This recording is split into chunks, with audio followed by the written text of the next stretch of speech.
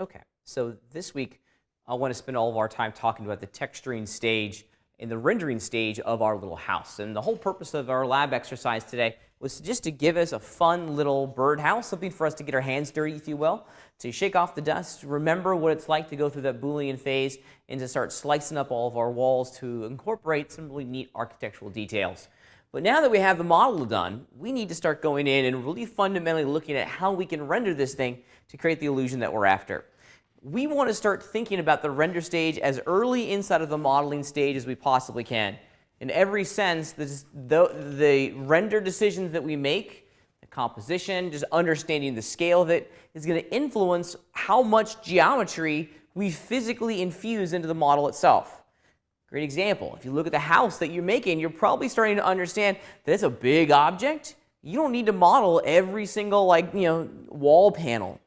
You don't need to go in and generate a tremendous amount of detail on the doors or the window frames. Basic structures and simple shapes will often suffice because you're just not going to see it in the render, right? You're just not going to see those high-resolution details that you painstakingly modeled in the final render. So in every sense, we want to model to what the render engine is going to produce for us. This is an appropriate level of detail for my little birdhouse, and this is about the distance that the render is going to be from the actual object itself. If I was to get closer, then I maybe want to start to explore physically modeling some extra details so that they show up in the render. All right, well, things are looking pretty basic in here, and we need to start getting some textures on there. The great thing about working in the architectural visualization world is we don't have to rely exclusively on the surface geometry to generate the illusion that we're after. We can leverage some textures, some pictures, okay? Some tiling textures. I'll go into the Wayback Machine, and I'm in the Wayback Machine. Remember the desktop scene and the markers? Okay? We inserted pictures into those environments to help us draw or help us generate the render that the computer drew for us. Okay? There's some fantastic resources on the web that you'll definitely want to take a look at. Let me show you my favorite one. It's inside the Week 10 content on D2L. I provided the link to it. It's called textures. Actually, it used to be called CG Textures. Now it's just called textures.com. It's fantastic. They've completely done the site over again. It's fantastic. I'm a big firm believer that if you find yourself needing something that's not on this site, then you don't need it. Okay? You really don't. It's fantastic. Yes, sir.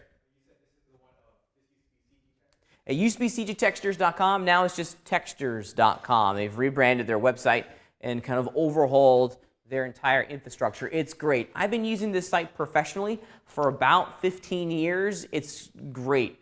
It's, in my opinion, probably the largest and most accessible collection of texture maps for the CG industry on the web at the moment. It's great. No, well, there's two tiers that you can work into. There's a free membership, so you have to be a member, but there's a free membership tier, which allows you to download 15 credits of data a day. And then there is a premium membership, which gives you more credits a day. They just changed it to this whole credit model when they Yeah, and some things are maybe, some things are worth 3 credits, some things are worth 1 credit. So that's kind of how it's a little bit different. They used to just do it off of data, however big the file was. The free membership gave you 15 megabytes of data a day. But if you're selective, if you only download the assets from the website that you know you're going to use, you'll never run into that barrier. I'll be honest with you, I've always had the free membership. I've never actually paid for the premium membership because I'm just selective in what I download from the website. I don't download everything. As you can see, the website's broken up into 2 navigational areas. We have the center section, and then we have the exact same content mirrored over here instead of a list view, kind of a vertical nav area. Pick and choose which one works for your brain. I'm kind of a list guy, so I think I'm going to go into perhaps the roofing area. So I want to put some roof tiles on top of my birdhouse. And now we're shopping. Let's find maybe these cool slate ones. That might be kind of neat. There we go. Okay, so there's a lot of information on this site. Clicking on each one of these little images will allow you to get a more detailed look at the texture you're about to download. Like, this is kind of interesting. You click on it. Yeah, and this is what it looks like. So as you can see, if when you're a premium member, you can download, pretty much the raw image that was used to take this picture. With the free memberships, you get very small versions. But for us in the computer graphics world, that's fine. We're not print artists. We don't need textures that have these insane print quality resolutions. Working with a texture that's 1024 by 512 actually is a really good start for me. I'm pretty pleased with that. Okay. Now we have two different types of textures that we're going to be working with inside of this website. We have a seamless texture and then just a regular picture, okay? Now, does anyone know from their experience what's the difference between a seamless image or a tiling image and a non-seamless or non-tiling image? Yeah. Well, actually, with art, that it keeps its integrity intact. So Kinda. It really doesn't have anything to do with enlargement, like physically scaling the image bigger or smaller. well, I mean, actually, if you need as it goes across things, it seamlessly continues. Yeah, so if we were to continue to stamp this texture both horizontally and vertically, you'd never see the transition between stamp number 1 and stamp number 2. That transition is seamless, or it tiles correctly, okay? The non-tiling ones do not. And the cool thing about this website is on all of the seamless textures, they give you a preview. So you can really quickly understand and see and get a good idea of how this texture is going to be repeating inside of our scenes. So we'll just click on the little preview. Yeah, there it is, okay? Now with this particular texture, because of the details and the features of the photograph, you don't necessarily see the horizontal texture seam, right? But you definitely see the vertical texture seam, and that may be a barrier for what we're ultimately trying to use this image for. Always check out the preview so you have a really strong understanding of what this thing is going to look like before you download it, commit to spending that one free credit and inserting it into your scene. Here's the one that I'm going to be working with. I've already downloaded it to the site. You can see that it comes with a non-tiling or non-seamless kind of alternative. Here's the seamless one. If we preview it, this is really what we're after. Now we have this never-ending sea of textures, right? It's a very small tile that's being stamped down, both horizontally and vertically, just infinitely. And we want to tap into the system in the computer graphic world. Yes, sir? How big of an image would you usually use? It depends on how close that image is to render, to the camera, the render camera. If it's right up next to it, the higher quality, the better. All right, so I've already downloaded this image onto my local desktop, including some others.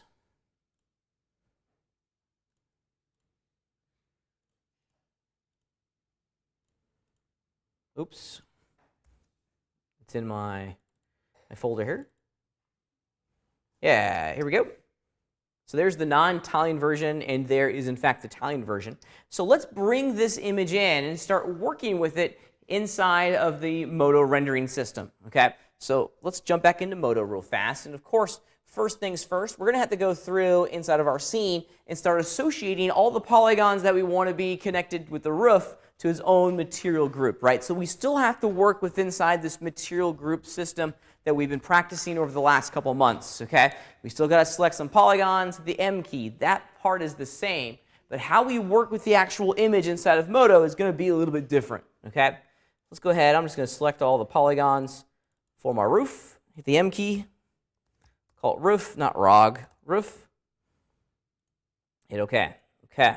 While I'm here, I'll just do the exact same thing for the base, hit the M key, let's call this base. There we go. So basically, I have two material groups that are active and participating inside of my scene, one called base, one called roof. What's the process of importing an image map into my roof material group? Walk me through those steps. Downloaded the image, it's sitting on my desktop. How do I import it into Modo so that picture can be placed on my roof? Yeah, absolutely. So the first thing that I would suggest that you do, and this is kind of a cool power user trick, is to make sure that your material group is selected, okay? The material group, of course, being the red and green little icon here. And then when you do the add layer image map, load image, it will automatically be placed inside that material group.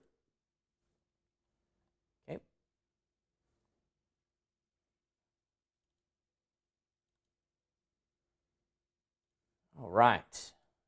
There we go. And haha. All right, it's in there. Okay. However, if we look carefully at the way the computer is reproducing and placing this image on the polygons, what problem do we have? Being stretched. Yeah, it's being stretched pretty heavily. It doesn't there's a very good chance that it's upside down. Absolutely. So we need to go in and make some wholesale changes to how the computer is placing this image on our polygons. If you remember back to an earlier conversation that we had in this semester about placing textures on polygon, what is the one item inside of our Modo rendering system that's wholly responsible for changing and placing an image on a polygon? Does anyone remember what it's called? What is the item inside of our rendering system that's responsible for placing an image on a polygon? Say again? Oh, you're so very close. It's the owner of that projection type channel. Yes, specifically the texture locator, right? The texture locator is the one item that's responsible for determining where all this stuff goes, okay? Now, here's kind of a cool thing. I have my image map selected. And if you look over here inside of my Properties tab, the first thing that pops up and what is automatically brought to the surface is the Texture Layers tab, which gives us access to the image well, the drop box for the image, some quality and some color settings. But if you look up one level inside that vertical list of tabs, you can see that we have access to the texture locator as well, that guy. Now, what was said earlier is absolutely correct in that the projection type needs to be changed. Now, we haven't talked a lot about UV maps in this class yet, and we really aren't going to have much of an opportunity to. I saved that entire conversation for GCOM 424. In every sense, there's going to be a couple things that you'll master in GCOM 424 when you take it next semester. UV maps and custom texturing. You walk away from that class being a ninja at that, because game artists, those are pretty critical skills for a classic game artist, right? They need to be a ninja at UV maps, and they have to be, an expert in creating custom localized textures that you paint, that you hand paint. Okay? In the game world, we rely exclusively on that UV map to help us place our textures on our polygons. The game world doesn't give us, or we don't get access to these cool texture locators. Okay? So the UV map is the driver. UV maps are kind of weird things inside of our texturing pipeline. I guess the easiest way to describe what a UV map is and understand its role is to compare it to the pattern of a dress, okay, or the pattern of a shirt. If you think about it, the shirt that I'm wearing today started off as a two-dimensional object, right? Started off as one big bad of fabric, and then they took a pattern, little piece of paper, and they very carefully cut the fabric along that piece of paper, and then they sewed all the different pieces of the garment together to create a three-dimensional shirt, okay? We do fundamentally the exact same thing in computer graphics, but we do it in reverse, right? We don't start off initially with a two-dimensional pattern of our model. We start off with a three-dimensional model, and then it's our job to basically, kind of cut the seams, if you will. If I was to take my shirt and cut along the seams, I'd be able to flatten out my shirt and get it back to that pattern state. We do the exact same thing in computer graphics, and that process helps us generate what's called a UV map. However, we don't have a UV map for this object. We haven't even created one. So we need to change and take a look at all the different projection types that are available to us inside this menu. Now, based off of the type of object and the shape of the object that I'm working with, what projection type should we be looking at? Yeah, I like it. So solid, planar, or cubic. And we have to experiment to see which option gives you the best result. Okay? Basically, look at the type of object that you're mapping and choose the projection type that closely or as closely matches the overall volume and form of that area. Okay? I'm going to explore cubic. Let's see what cubic gives us. And there we go. Things are starting to look a whole lot better. The moment we transition away from that UV map projection type, we're getting a much, much stronger result. Okay? Now, these projection types give us access to some other channels that will allow us to continue to customize how this image is being displayed on my object itself. I chose the cubic projection type because my roof here is generally cubic, right? Yeah, they're all basically made out of cubes. So that was a natural projection type for me to use. If I wanted to make my image smaller or larger, changing the size channels of the actual texture locator will increase and decrease how big the texture is showing up on the polygons itself. Right now, it's set to these values. If I click this little circle on the end of my channel box, it will link all three of these channels together and allow me to globally affect the size of my object. Yeah, and now you can see as I increase the size, each one of the little slate ceiling tiles are getting larger and larger as well. Okay, so we're in control of how our images show up on top of our objects. If we use tiling textures, and if we very carefully choose a projection type that matches the overall form and volume of the object we're mapping the texture onto, it's going to be mission successful. Okay, there are a lot of situations where you're going to have to use a UV map to generate the best reproduction of an image on the model itself. These projections types are a good start. For everything that we're doing in this class, especially for this project that we're currently working on, the projection types will do just fine. Okay? When you start working with characters, we have some issues, right? Because a character is not a cube, it's not a sphere, it's not a cylinder, it's not a single plane. It's many, many compound curves and surfaces all kind of working in harmony with each other to produce the final result. So in that world, we'll save that conversation for 424, okay? Let's do it one more time. I want to place a texture downstairs for all of my little wood grain down here. Let's do it real quick. So I have another texture already saved on my machine. It is, let's see, it's one of these two. It's that one. This is the wood texture, and I found this on textures.com. It's nothing magical. It was under the fine wood category, if I remember. And I want to use this texture as the base wood grain material for the rest of my birdhouse. It's got a really nice grain pattern in it. It tiles beautifully. So I think it's going to be a great candidate for us to use on our actual house itself.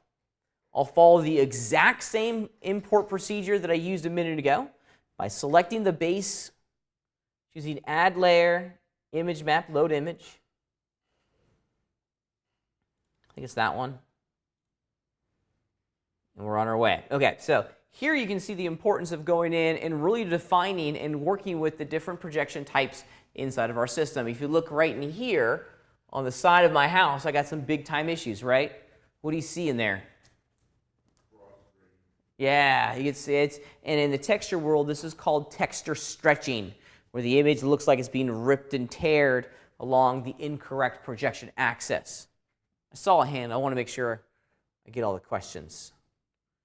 No? Okay. So let's do this. Let's go into the texture locator for my wood grain. And right now it's set to UV map. Let's explore a little bit. Now, cubic makes the most sense because the base of my little house here is in fact very cubic. So that's a good place to start. But it's not the only place that we can start. Let's check out, planar. Interesting results, okay? Now, when you're working with the planar projection type, we have some challenges that are kind of brought to the surface. And those challenges kind of relate to the projection axis values over here, okay? Because we have to tell the computer which orientation to place the projected camera to blast that image along. In every sense, what we're doing with these texture projections and with tiling textures is that we're replicating what you were used to seeing in the old school cinema world, right? Believe it or not, there used to be a time when you went to the movies and you sat in the back and you heard the projector. I kind of miss those days. It was kind of hypnotic. I think there's probably only a few of us in here that probably have heard the projector in the back going click, click, click, click, click, click, click, as it ran the film across the bulb, right? But if you think about it, even today, to a certain degree with our digital projectors, we have a bulb, right? A very fancy lamp that shines light through a transparent image, which is then, because the lens that this is projected through is projected onto a very large flat surface, right? Okay, the actual screen in the cinema. We're basically doing the exact same thing. We have a little fictitious digital cinema projector in our scene, and it is projecting an image onto our polygons, okay? The projection access channels over there, in every sense, is where that little digital cinema projector is projecting the image along, which direction it's blasting the image down. I got it blasting down the z-axis, which is basically following this peg where my little bird would sit, okay? That peg is aligned to the z-axis, okay? If you look at what we're getting here, the image is being correctly projected on the polygons that face the z-axis, but the polygons that are facing the x-axis are getting stretched, or getting pulled, which is why we're not seeing that lovely grain pattern being reproduced along those axes, okay? Let me show you something here to further illustrate this idea. There are polygons within side of my house that are facing the y-axis, and I'll just hide my roof. Yeah, and you can actually see them in the OpenGL viewport. You see how everything is stretching? That's because these polygons are facing an axis, or facing a direction that the projection type is not blasting an image along. So let's change the axis. Let's do x. Yeah. Now all of these polygons along the ones that are facing the x-axis are getting the correct projection, but the ones facing the z and y are not. So this is, in fact, our large challenge when working with the planar projection type. The planar projection type should only really be used on flat planes, right, like a ground. On three-dimensional surfaces like my little birdhouse, we're going to get a result that's maybe not so hot. Let's change our projection type to solid. Now, solid does something kind of interesting. Solid, we're going to lose these projection axes, okay? And in every sense, it's going to kind of do its best to map the texture across the entire surface, but you can see that we're still infusing a whole series of stretches in there along these guys. The ones that are at angles, it really doesn't do a hot job at doing. Solid is a good second choice. Cubic is definitely going to give us the best options. There we go. In this case, we're still getting some stretching. Actually, it's not stretching. If I look closely, it's actually producing the grain correctly, which is kind of neat. Yeah, it's pretty neat, huh? It's pretty neat. I like it. So there's some experimentation that's required. There's no silver bullet solution. You have to look at your model, understand how each one of these projection types is going to wrap the texture around our object differently, and then go from there.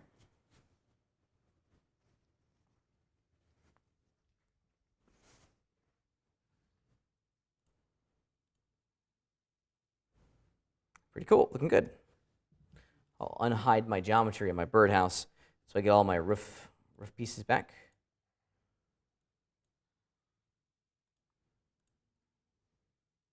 And we're off to the races, okay? Yeah, go ahead. Let's just say you wanted that wood to look like so real. Like some woodworker's gonna pick it apart, right? Uh-huh. No, wait a minute, you wouldn't have the grain going that way. And, would you, at that point, then have, for each one of the polygons, like the sides, maybe assign them a separate material and then like chosen it twice and then changed it?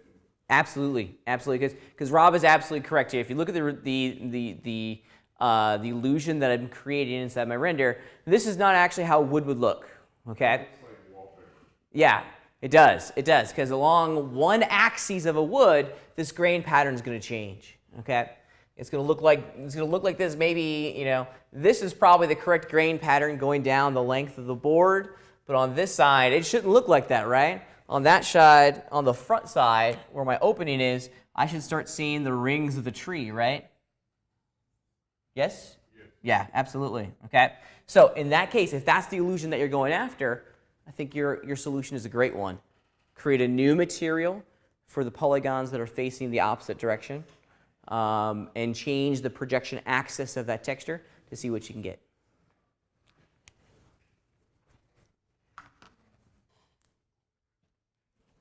Okay.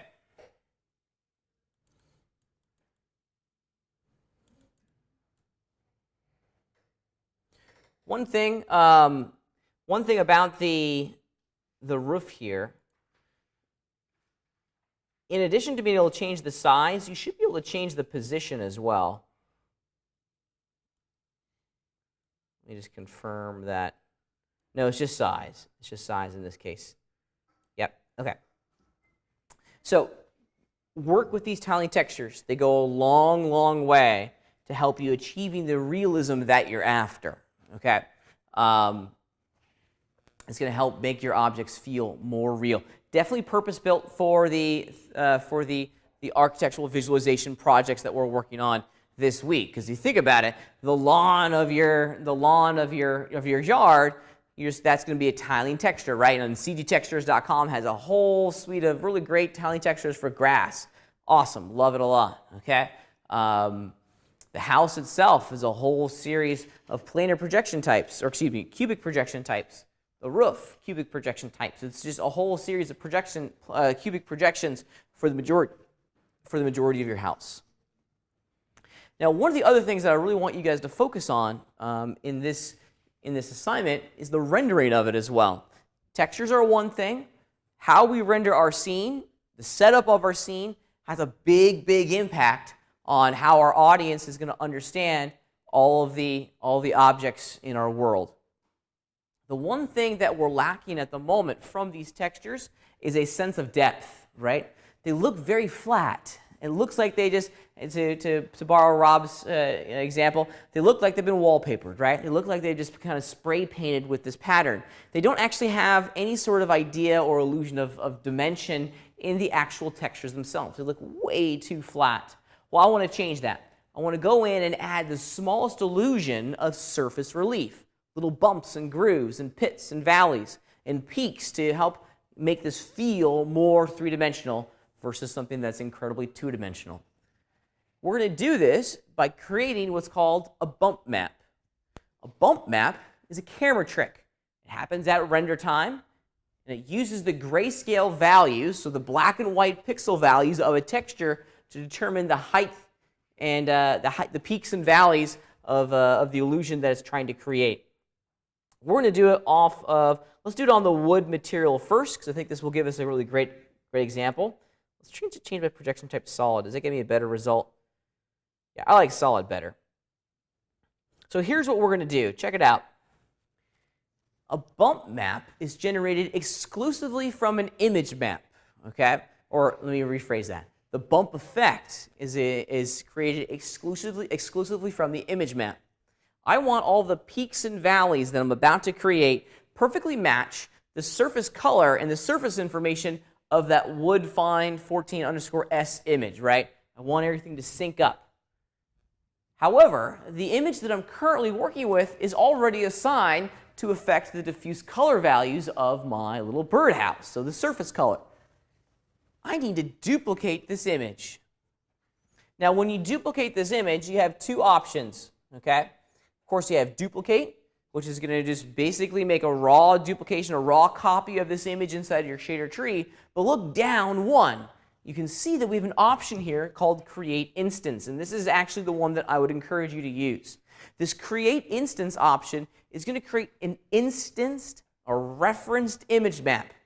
What's cool about this is that it's saving memory. It only loads this image map into our RAM once, and then the computer interprets its pixel values differently for the effect that we assign to it. And most importantly, any change, any projection type change, scale, transform, basic changes that we make to the original will also cascade and ripple to any instantiated copy of that image map, just like our instantiated mesh objects that we were working with for the Ferris wheel, right? The geometry was being referenced by, or is referencing the original geometric cage of the parent. And anytime we made a change to the parent, all the instances would update. We're working off of the exact same idea here inside of Modo. So if we create an instance of this texture, look at how it's being displayed, and it's inside of our shader tree. Look at the text badge, if you will. What's different about it? Top one. Huh? It's in italics. Yeah, absolutely. That's what you should be looking for. Whenever you see a text bound that's in italics, that's saying I'm an instance copy of the one whose name I'm adopting. In my case, if you look very carefully, they're both the same name. Yeah. So you right-clicked on the wood font, the first wood font? Yep. And selected. Create instance. Yeah. And now I have an instantiated copy of that object inside of my shader tree. Now we're not done yet. The next thing that we have to do is to change the effect of this image. Right now it's still diffuse color, and I want to change it to bump. So here's what I'm going to do. I'm going to right click, and under surface shading you can see that we have an option here called bump. So we have one version of our image that's diffuse color, and the other version is generating the bump effect. Let's take a look at what we're achieving here. I'll zoom out. Yeah. And now, if you look very carefully, we're starting to create the illusion of little miniature peaks and valleys. It's difficult to see, so let's amplify it. Let's really drive this value up much higher than it probably needs to be to really drive home the benefit of working with inside these bumps.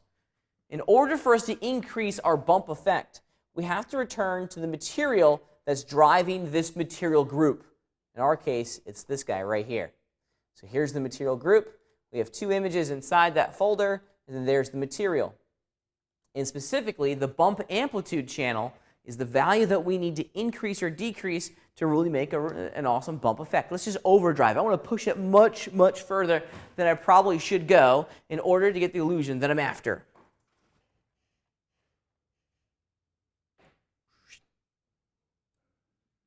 Bump amplitude. If you look very, very carefully, now we're creating little highlights. We're creating little miniature peaks and valleys across the entire surface, and we're starting to create the illusion of surface relief, right? Little bumps, okay? Since we're using an instantiated copy of the original tiling texture, all those little bumps and valleys and what have you are matching the characteristics of the image that it was created from, okay? It's pretty neat. It's a pretty neat effect.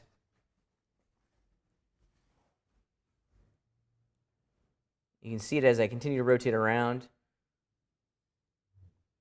Yeah, let's see if I get a reflection in there. Actually, probably best over here. Yeah. Shoot, let's do this. Let's render this real fast. We'll do a render with the bump, and then we'll do a render without the bump so we can compare and contrast.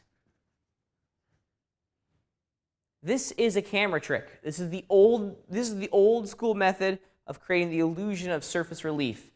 It's looking at the black and white pixel values of that image to generate peaks and valleys. Whenever it's seeing a white pixel, it's making a highlight. Whenever it's seeing a black pixel, it's making a shadow. The shades of gray in between give us that lovely gradient of value. All right, let me turn off that bump effect. I'll just turn the visibility icon off. We'll re-render again here real fast.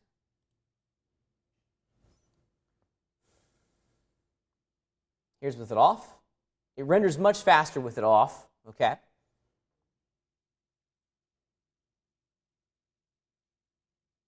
All right, here's with it off, and now here's with it on. Off, flat, wallpaper, right? On. Now it has life, it has dimension. It's interacting with all of the other scene and items that we have inside of our world in the actual render itself. Yeah. So it's just adding like the illusion of it. It's not creating more polys. It's a camera trick. Yeah, it's just an illusion. It's a great, great camera trick. That's all it is.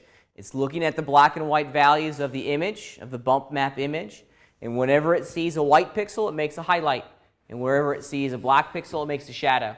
And then a gradient of height information in between those 2 points. It's the old way of doing things. We don't actually generate new geometry, and it renders pretty quickly. Let's do this exact same thing one more time, but we're going to do it for all of my roof tiles. So I have my roof slate. There's the actual tiling texture. What's the next step in this process? Duplicate it, absolutely. How can we duplicate this easily? You got it. Right click. So you could do duplicate, create instance. I would do create instance. That way, anytime I make a change to this one, it automatically applies to that one as well. There's a link there. So right now, this instantiated copy of my image map is affecting the diffuse color effect of my roof material group. How do I change it to bump? You got it. Right click on the effect column. Right here, just going to right click. It's going to put the recent ones inside this recent menu. But of course, you can find the bump effect inside the surface shading category of options. Yeah. I can see how this would be really good for renders, like rendering for cutscenes, but can it be used for inside actual gameplay for a game? In the game world, this is a very different effect. In the game world, this is translated into what's called a normal map, which is very, very similar in theory, if you will, to a bump effect. We can generate normal maps for a game art pipeline in a number of different ways. We can actually generate normal map information from geometry, or we can use an image-based workflow, which we're using here. More on that in 424, though. We talk a lot about normal maps in 424. Okay, so here's my roof tiles. I'll increase the bump amplitude on the material to really push the effect probably much further than it needs to go. Yeah, and if you look up here where the specular highlights hit my roof, you can see that we're getting little indications of shadows. Now we're really doing it. Some highlights in there. And it's beginning to look a little bit more dimensional. Let me turn the bump effect on for both in render, and then we'll turn them both off and compare and contrast so we can see a nice visual understanding, or get a nice visual understanding of this effect. Yeah, now it's starting to feel kind of a little bit more like stone, right? I don't know if we're quite at that like roof tile feeling, but at the very least it looks like it has a texture to the surface. It's not just flat.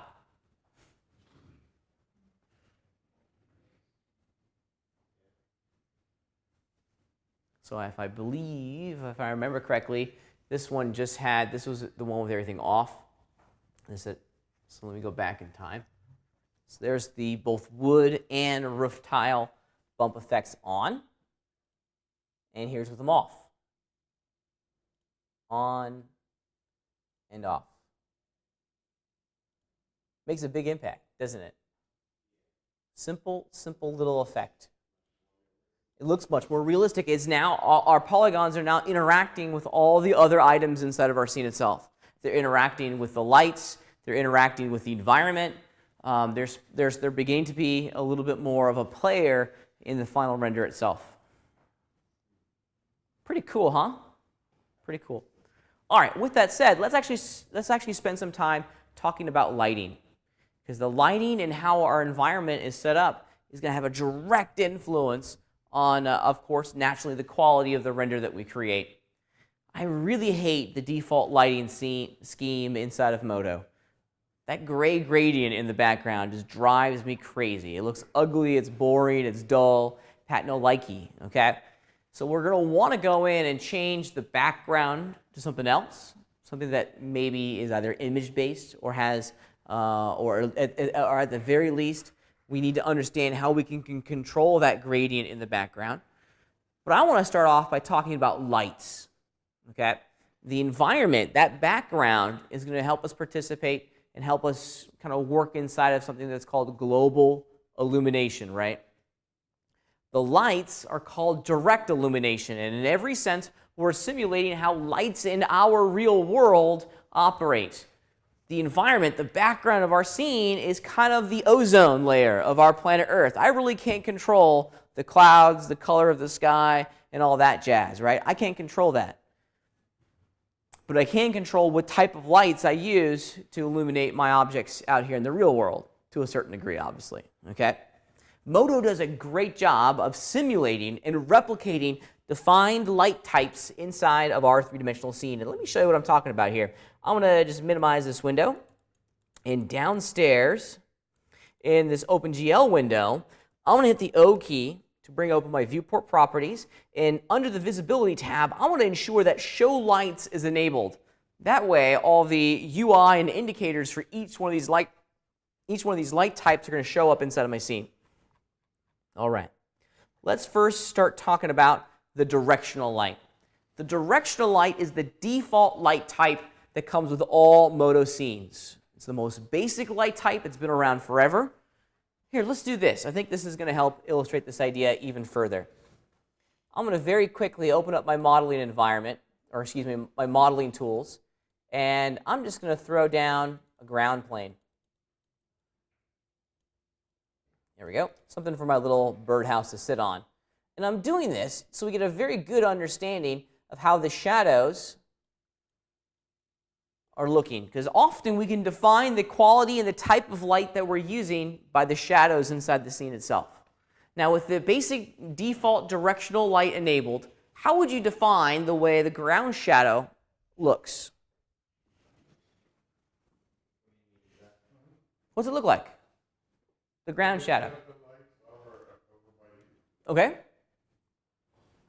I like it. What other characteristics and qualities of that shadow are you kind of tuning it into? It doesn't diffuse, which is the big thing for us, right? Okay. In addition, it's very crisp and it's very dark, right?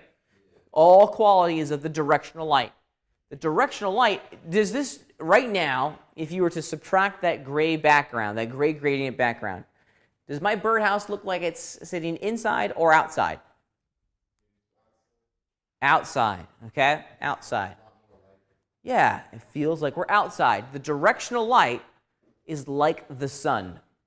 It's a never-ending wall of light that's coming from a very specific direction, like our sun, right?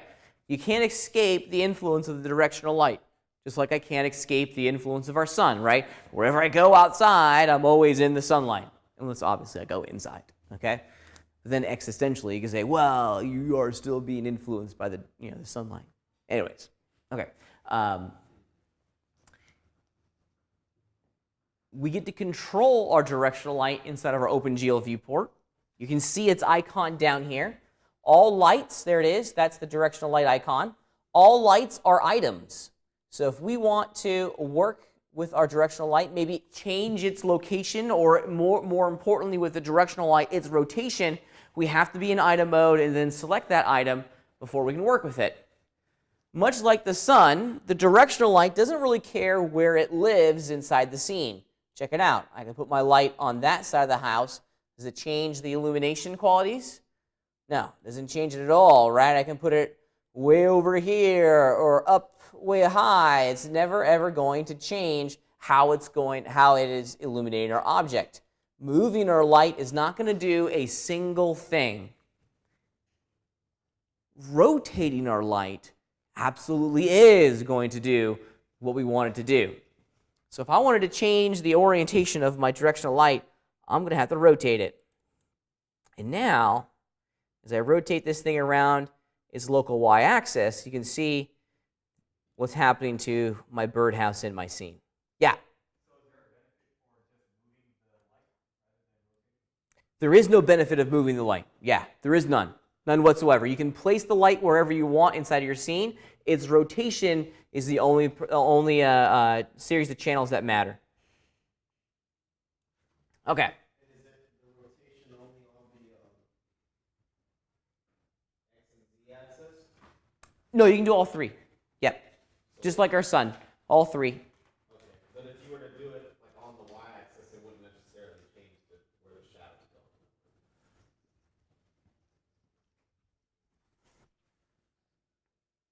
So you can do that. Yeah, so all three.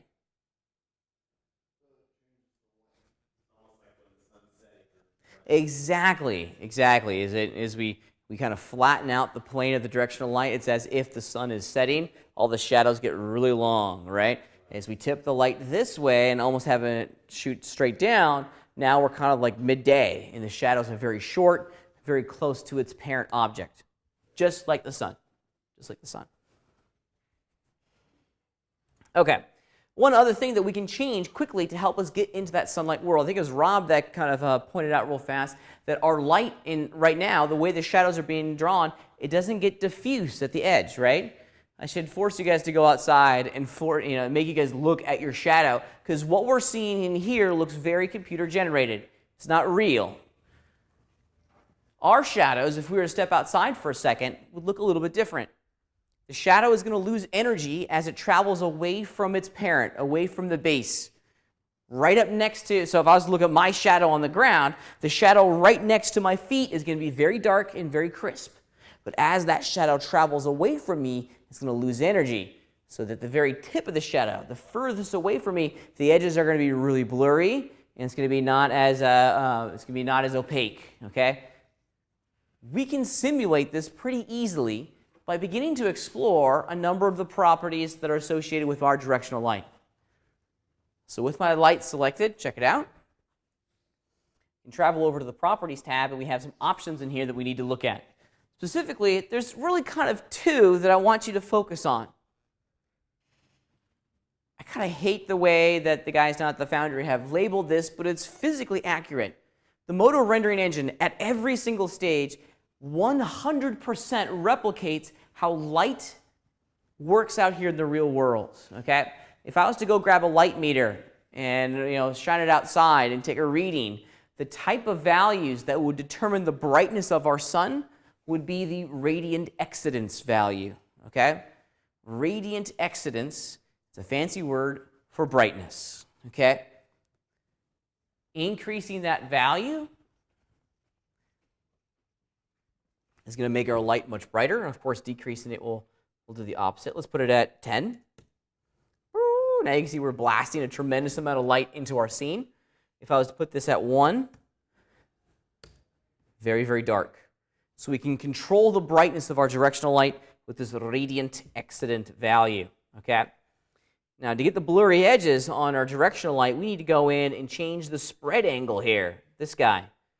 I'll put it at a very small percentage, small degree, excuse me. Let's just throw it at like 8. And now you can see, check it out, the edges are getting nice and blurry. It's relatively crisp at the base, where the shadow is closest to the foot of my birdhouse, but as it travels away, it's starting to blur and lose or gain some transparency.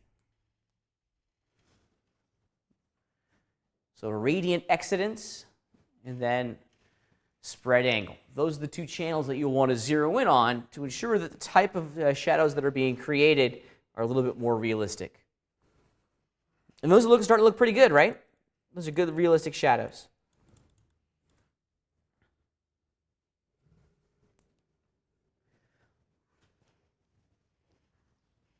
If we really wanted to focus in and explore how we could create a very realistic render, a photorealistic render, we need to look at the quality, we need to look at the color temperature of our light, the color of our light. As I mentioned before, light is something that can be measured with a very, very high degree of accuracy. Those values are then translated immediately over here into our rendering world, right? If we were to go grab a light meter and go measure the intensity of our light rays outside, we get a very defined value. I think it's 6,500 degrees Kelvin.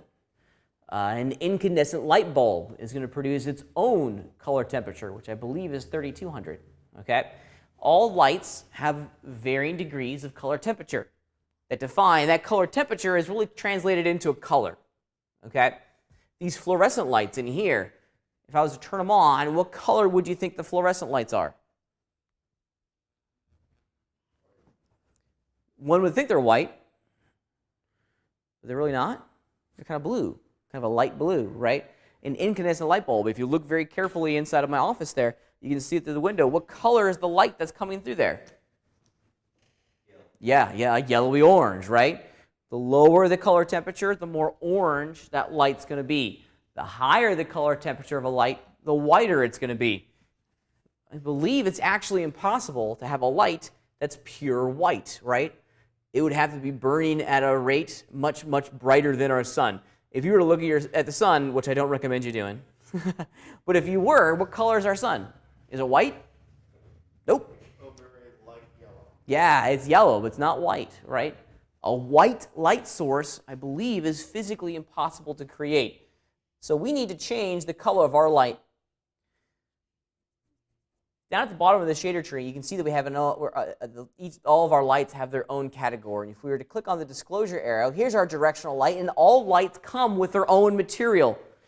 And inside that material, we get to change the color of our lights. So under texture layers, there it is. Da, da, da, da. Here's the color. You can also change the shadow color as well. Continues to give you a lot of control. So let's just change the color of our light. Maybe it's something that's a little bit too yellow perhaps, but it already feels like we're marching closer to something that's outside, right? Yeah, now we're outside. If you were to ignore the gray background, this feels like this birdhouse is sitting outside. This is actually kind of neat. If you really get nerdy about this, and sometimes people do, you can set your light color to temperature. So you can do like 6,500. There we go. And now, numerically, the light color of our directional light is the exact same color as the sun. Okay? That's pretty cool. That's pretty cool. Photographers spend a lot of energy on color temperature. It's kind of their union card, if you will. It's how they really earn their living, by controlling light and controlling the color of light. Okay. So all lights are going to get their own material as well. Okay? Something that we're going to want to control.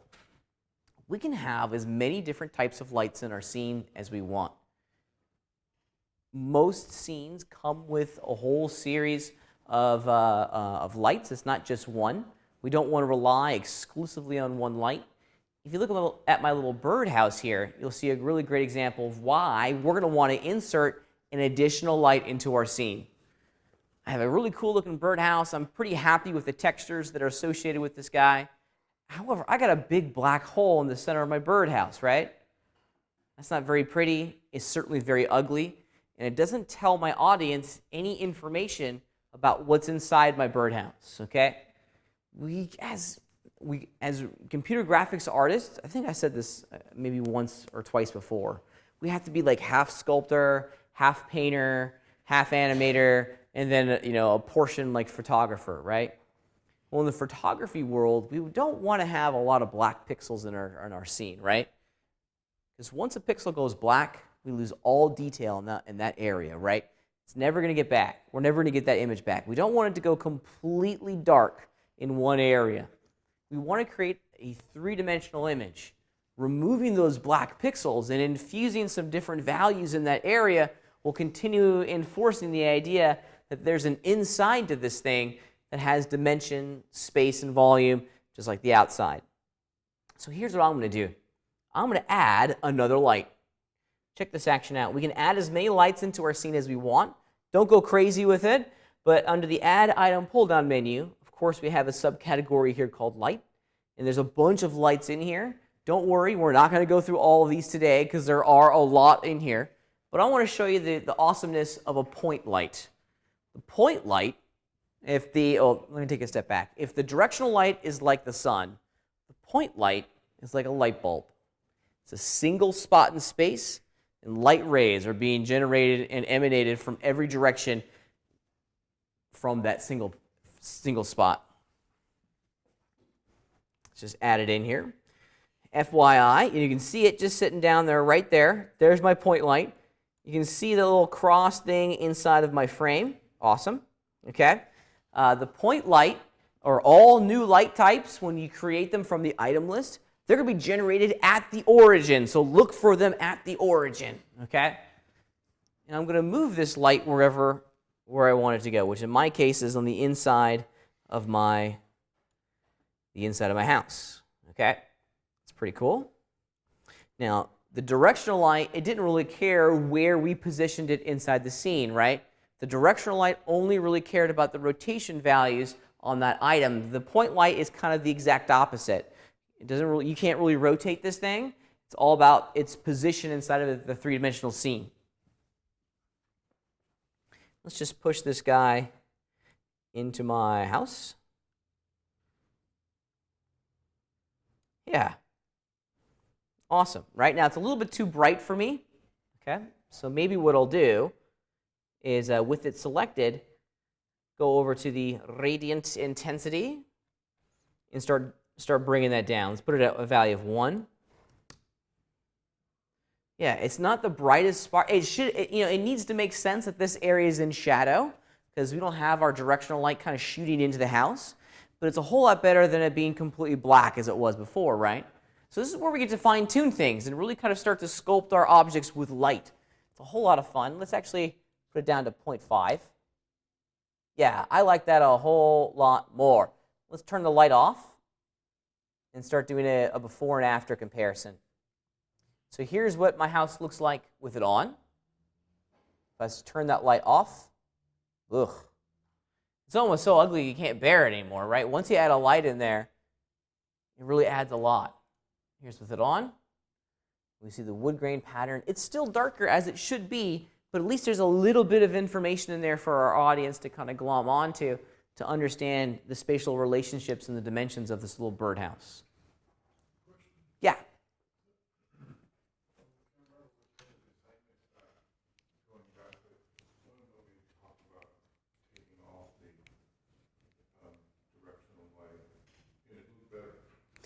Sometimes it does. Yeah, sometimes it does. Yeah. When you turn off all of your direct illumination light types, so in my case the directional light and the point light, we're relying exclusively on the background to illuminate our scene, which is a cool idea. As you get more advanced in your skill set, you're going to find that there's a balance that you kind of have to strike between the environment and the direct light types, kind of influencing things together. Oh, I remember it was when you were making the little illuminate. Right, yeah. Yeah. Yeah, it's a neat system. It's pretty powerful. There's not a silver bullet. There's not just one way of doing this thing. There are many ways. If you draw some inspiration from a traditional still photographer, man, there's a lot of techniques that they have in their toolbox to create the imagery that you see in your picture, right? We're doing the exact same thing. Yeah, it's very cool. There are artists dedicated to this process inside of a traditional feature film pipeline, okay? I think the guys and gals down at Pixar are some of the best, right? They have an entire camera division whose sole focus is to place lights in the scene to create the drama, interest, focus, and intensity. It's pretty amazing. I think for my light, what I'm going to do, I always like to explore changing the color of lights. Of course, not all lights or no light's going to be white, but we can also have some fun with it. What if we make it orange? Yeah, now it kind of really saturates all those brown colors. What if we kind of back off from it a little bit, go a little bit yellow? What'll happen? Or let's try a little blue. Ooh, it kind of goes green. I always like just to kind of explore my color wheel. You never know what you're going to find. I think the light yellow was... There is. I put a light inside the birdhouse. Yeah, and I may even back off the saturation a little bit too. Yeah, that's cool. Here's with the light on. Here's with it off. Yeah, it looks a lot better with it on. I disagree.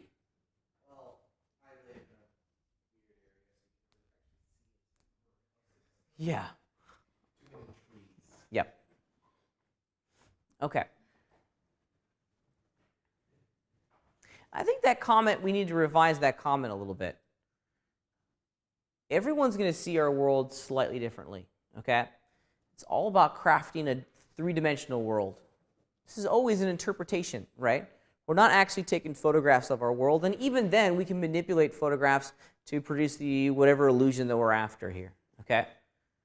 We're trying to infuse a little bit of interest and a little drama. I think far too often, and this is not a criticism, this is an observation, I think far too often we use reality as a crutch, and I'm all about making something that's creative and dimensional and that gets our audience a little bit more interested in the imagery that we create here. If that means bending the rules and creating something that's different, I'm going to do that every time.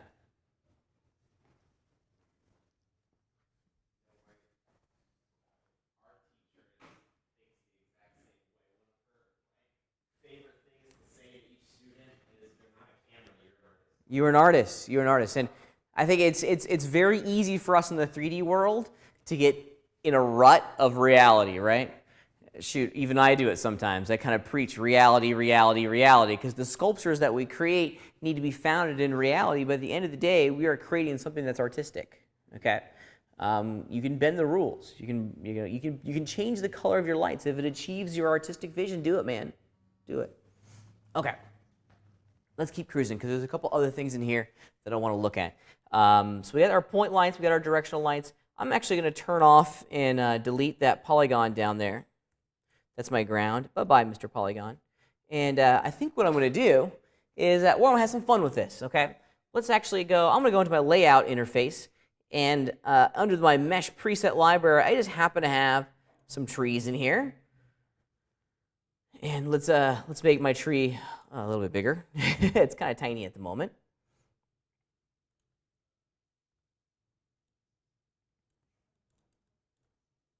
I want to move it down.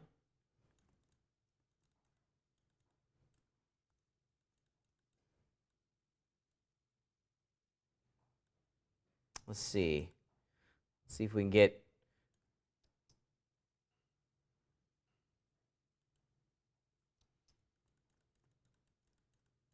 See if we can get something that looks kind of fun. Whoa. Let's do this. Let's put the leaves. Oop, now it's in it, isn't it?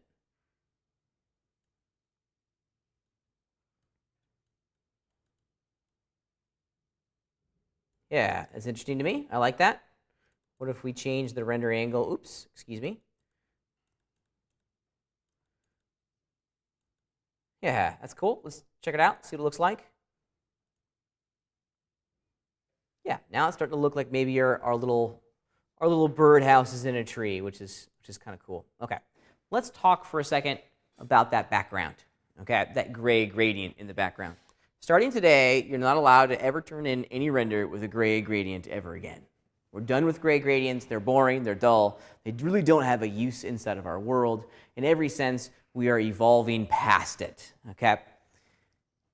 Has anyone discovered what controls that gray gradient in the background of our scene? The environment? Bingo, the environment. If you look at the shader tree, way down here at the bottom, the second one from the bottom, we have a category here called environments. And if we click on that little disclosure arrow, open it up, you're going to find we have, it's a little confusing, something called environment. Okay.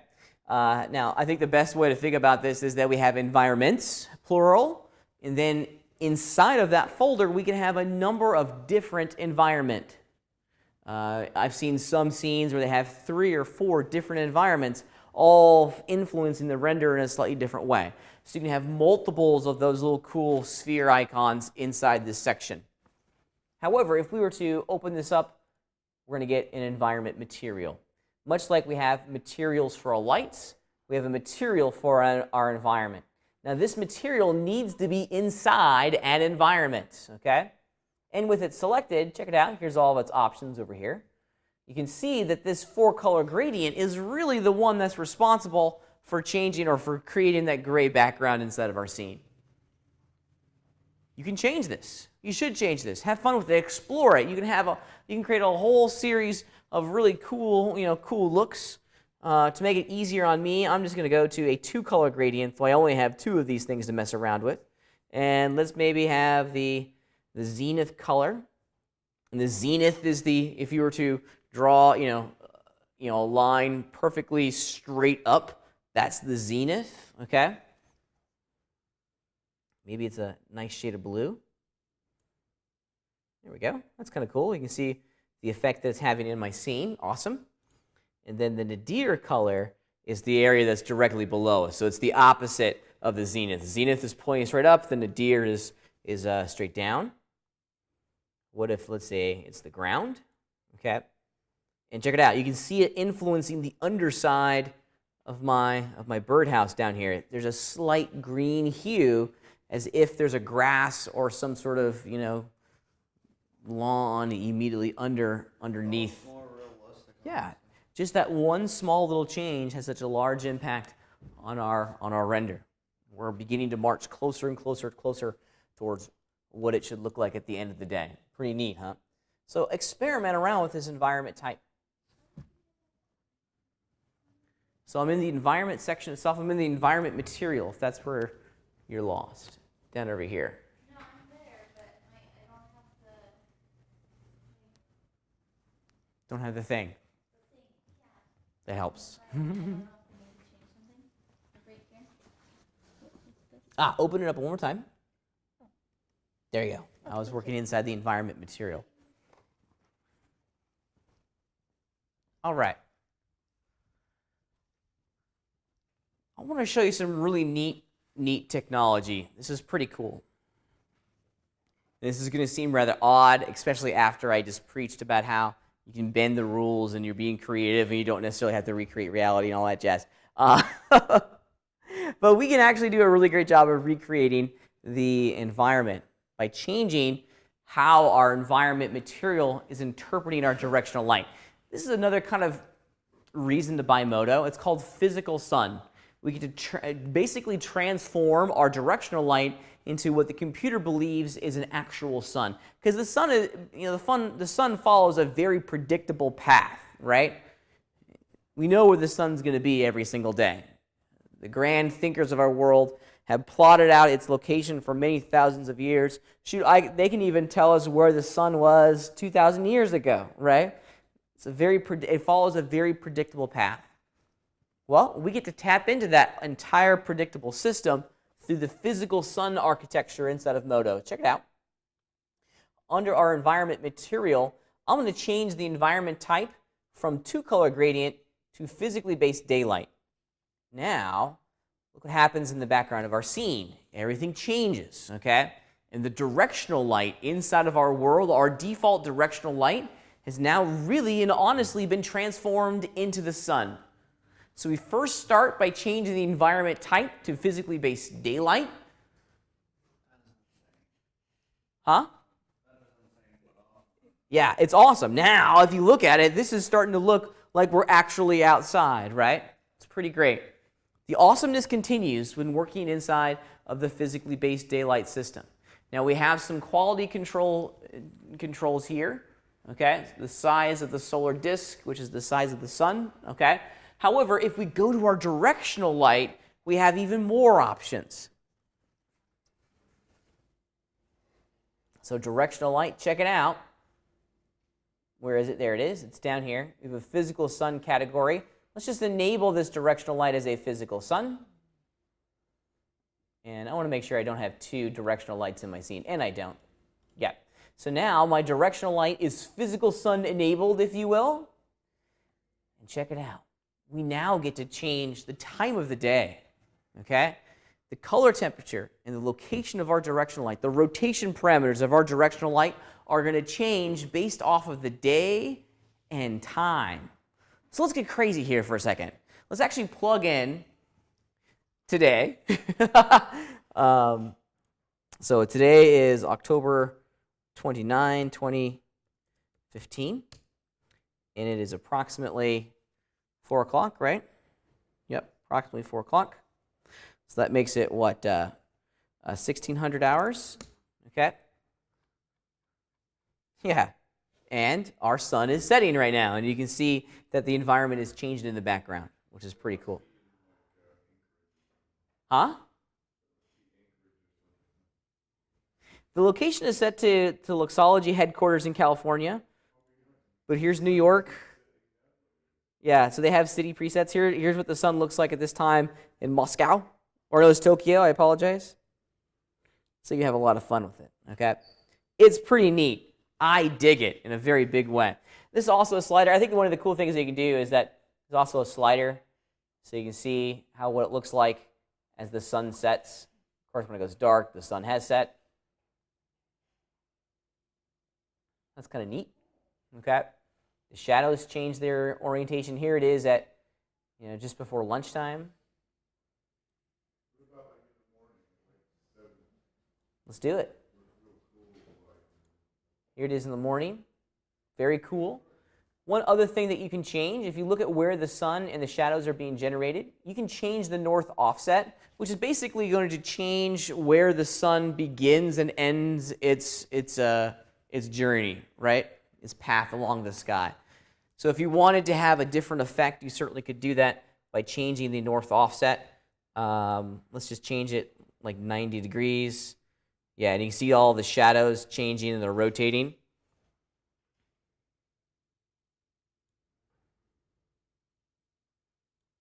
It's good times. And then as the sun rises, all the shadows change. Yeah, you can see the shadows right here growing. Here it is at 9 o'clock, 12 o'clock. As one might imagine, you can make some really fun animations real quickly by animating this value, and we'll have, kind of recreate the sunrise and sunfall inside of your scenes. It's pretty neat. It's very neat. I like it very much. At 12:04, let's change our north offset back to 0. Yeah, now our sun is on, this side of the house over here. Maybe we go the opposite direction. You can play around with it. I'm looking at the shadows here to determine kind of where the sun is. The shadows are always pointing away from the sun, so that's a good indication of where that sunlight's currently chilling inside of our scene. Good times, right? Good times. It's very, very neat.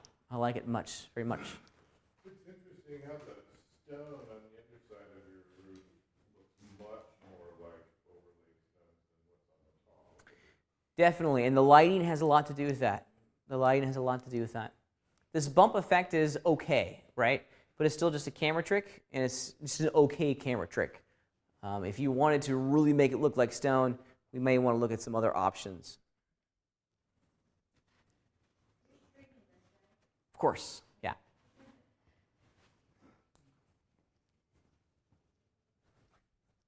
Okay. Any questions on what we've talked about today so far? Okay. Yeah, go ahead.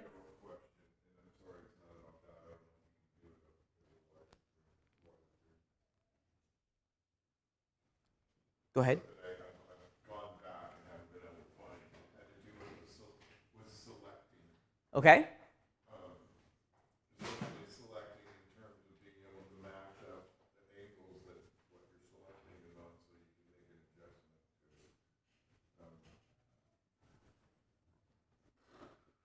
to it. Give me an example of where this is breaking down for you. Yeah, this would be real good. Let's just say you wanted to take the top tile of your roof Uh-huh. and you wanted to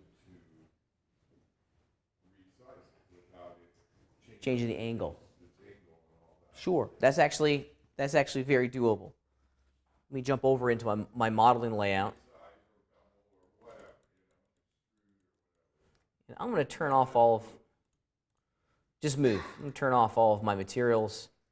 I'm going to turn off my tree just to get back to my birdhouse. Okay. Let's use this roofing tile in here as a starting point. Maybe I want to move that down, right? Maybe I want to have it slide down the pitch of my roof and not change its angle. Okay. If we were to fire off the move tool and look closely at the action handles for the transform tool, you can see its global orientation to our scene. And this is not good because if I did, I don't want to move it down because I've ruined the angle. If I move it out this way, I've ruined the angle. I need to slide it down. Well, now, in order to get the result that we're after, we want to explore different action centers for our tool handles. So in every sense, this pull-down menu right here. We've used the origin action center a lot with our radial arrays, mirroring, duplication, and so forth. Okay. Let's see what happens when we change our action handles to selection. Yeah, there we go. Now, if you look closely at what we have here, our tool handles have changed their orientation to match the slope of the selected component. Now, in this particular example, I'm able to achieve the type of edit that I'm after. But what if your action handles still don't show up the way you want them to show up? Well, here's my favorite action center inside of Modo. It's called Element. Okay. The element action center allows us as the user to pick the slope or to pick the orientation of our tool handles based off of an existing polygon, edge, or vertice within inside of our scene. So I'll fire off the tool.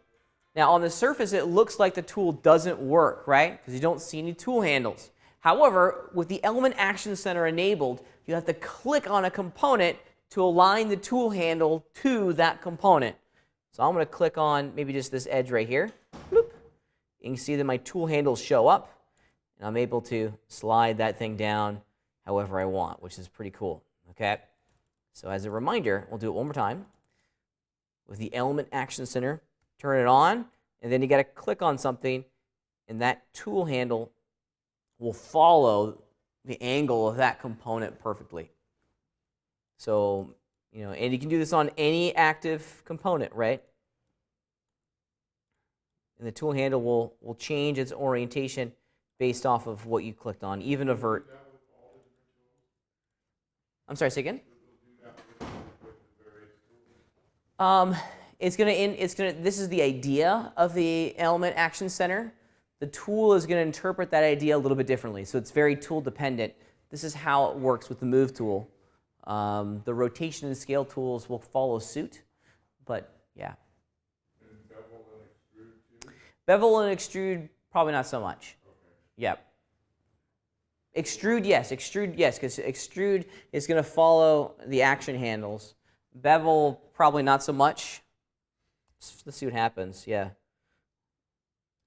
If I try to bevel that one out. The bevel tool really looks at the surface normal. Yeah, well, it's just looking at the surface normal. It's looking at the direction that surface is facing to determine its shift value. Or excuse me, its inset value. That's the blue one. Element, yeah. In my opinion, there's really only 3 action centers that you should focus on. None,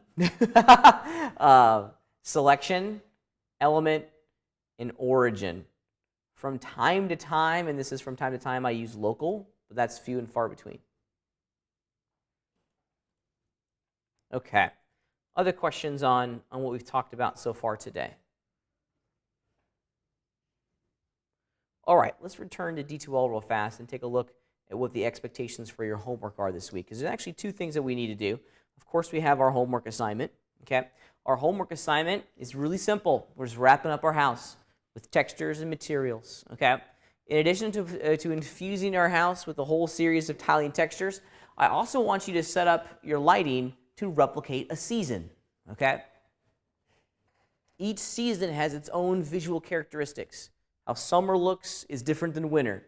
The spring is going to look different than fall. I'll let you and your creative application determine what that lighting setup looks like. Okay? And it's really just color temperature. The color of the light, that goes a long, long way. The color of the light goes a long, long way. That's the path of least resistance. Okay? When you're done with this, as always, make sure that you're submitting both your Modo project file and a render of your scene. Use these examples that I've given you here as a starting point for the type of render that we're going to create. We're trying to fit as much of your house into that render window as possible, but at the same time, we don't want to be like 10 miles away, right? We should fill the frame with your house. If little portions of your house are cut off, as we see in basically all of these, that's okay, that's fine, okay?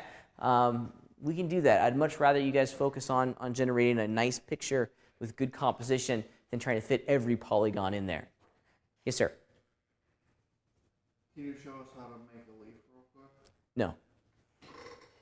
That's a pretty lengthy conversation to have in 10 minutes. Can you show us how to make an icicle? An icicle is just a cylinder, right? Or a cone? Or a cone? Yeah, either way. So if I was to put an icicle on my house here.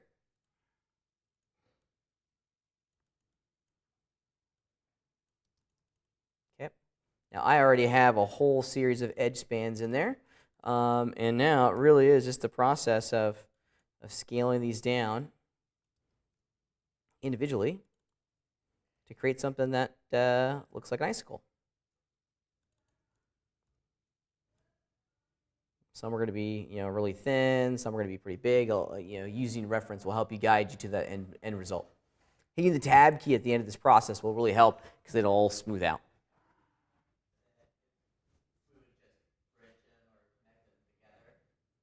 Bridge what and connect what together?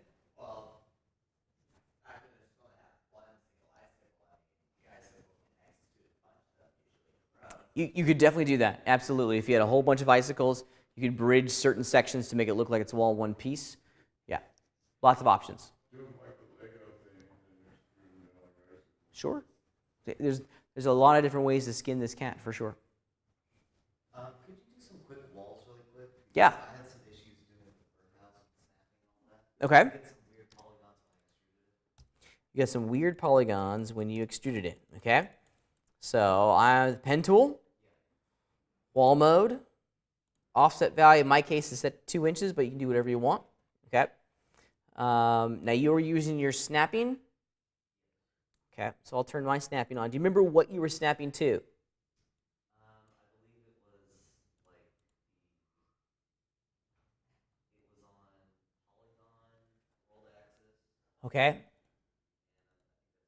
Okay. Let's see.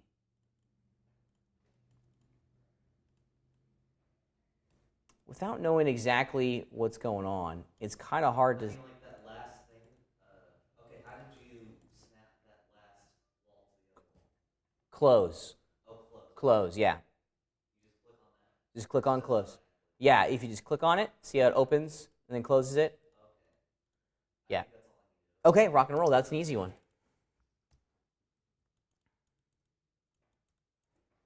Okay, other questions about the homework? So this is what we're striving to complete over the next couple days, basically by next week, next Friday. Okay, we have a lab assignment today. That's a pretty fun one. Shouldn't take too long. You're just gonna be playing around with the really fun Halloween scene, right? It's further kind of reinforcing the process of infusing textures and materials inside of our environment. I've given you this little scene file. Okay. Have fun with it. Here it is. Here's the jack-o'-lantern project file. I download it and take a look at the file on my computer.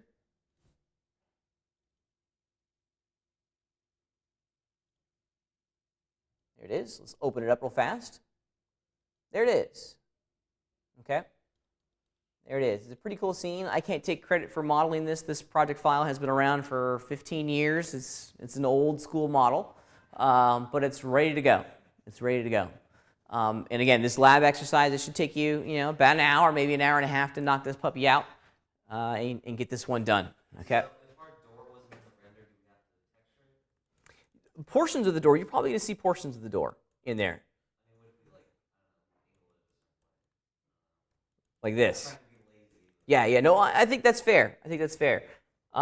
Set the composition of your shot pretty early on, and then use that as your decision-making process, right? I mean, that's like that plant is probably not going to be anything If you do it a certain way, if I do it yeah. like that. If you do it like that, yeah, let's see. Do you see the plant? Maybe a little bit of it. I would still do the plant because the color of the plant leaves are going to influence the color of these pixels over here. So I would do it. I would do it. I mean, and for the plant, since you don't see a lot of detail in there, you don't have to put a lot of detail in there, right? Just a basic color will probably be sufficient. Okay. Now you're welcome. You're welcome. Because what have I done for you guys? Given all the geometry, Giving you all the geometry. Huh? already all material. Bingo. You're welcome. I've gone ahead and established all the material groups for you. So it really is just going in and assigning some textures, creating some good renders, and making a pretty picture at the end of the day. Okay? Should be a pretty easy one for you. So happy Halloween. Happy Halloween.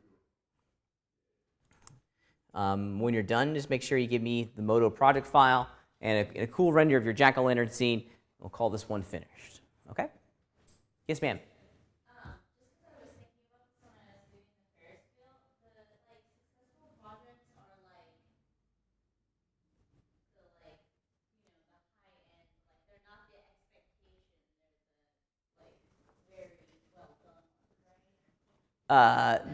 Yes.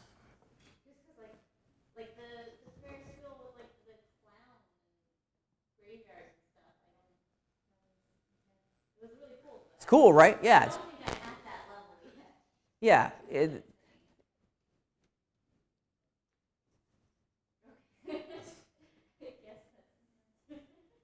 Yep. Yeah. So I guess maybe let's refine this a little bit so everyone's clear. Is it the expectation for everyone in here? No, absolutely not. Because not everyone's at the same skill level yet. Okay, everyone's going to be at a different point along our development path at different times in this class. Okay, whenever I do my gradings and whenever I assigning an evaluation to your project, I look at your own professional development within the curriculum as a gauge of where you are. Right? Yep. Some people are ready to go to ILM and Pixar. Some people have a much further journey in front of them before they're ready to make that leap. Yeah. When are you gonna grade that? Soon. I'm behind. I know I'm behind. Because I haven't done anything since like the training. Really? Okay. Now, yeah. So I'm just behind. I mean, is it because is it because I named it? I haven't been putting GCOM 402 in the file. Oh, no. It's no. Yep. Nothing like that. There's really not a specific reason. Not a specific reason other than I have a lot of classes, and I'm just behind. Yeah, it gets for grading for me kind of turns into a log jam right about now, and with everything else that's going on in my life, things are just moving a little bit slower than they normally are. So I apologize for that. Okay, questions, comments? Everyone understanding what the missions are this week? Yes. All right. We've got about 15 minutes left in class. Start working on your jack-o'-lantern. Okay, let's get to work.